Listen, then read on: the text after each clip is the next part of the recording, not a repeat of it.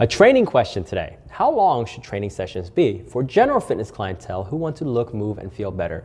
So we're not really targeting pro athletes or fitness competitors. We're talking about people who might have multiple other obligations and responsibilities outside of training, such as kids, family, jobs, maybe 2 jobs, and other hobbies. So we want to try to figure out what a good training session length will be for them. And we're going to take into account 2 factors. Number 1, training history. That has a huge impact. Somebody who is brand new will not be able to tolerate the same workload as somebody who has 5 years of training experience, of consistent training experience.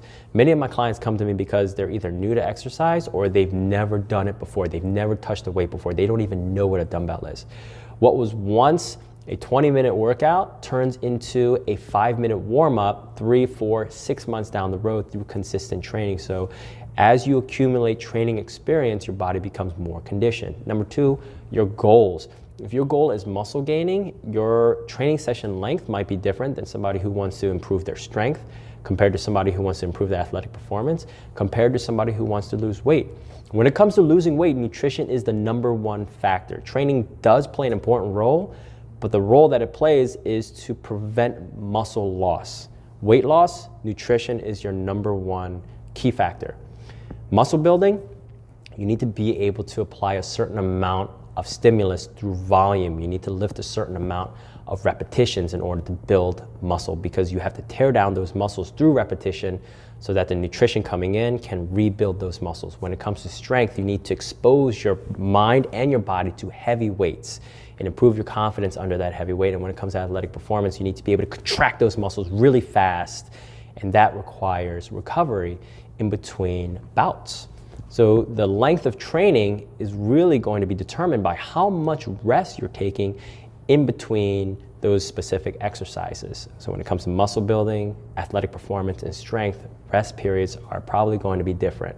However, based off of my experience working with general fitness clientele, I find that 45 minutes to 60 minutes is a great starting point for a lot of people. Unless you're completely new, if you're completely brand new, shoot for 20 to 30 minutes of consistent movement.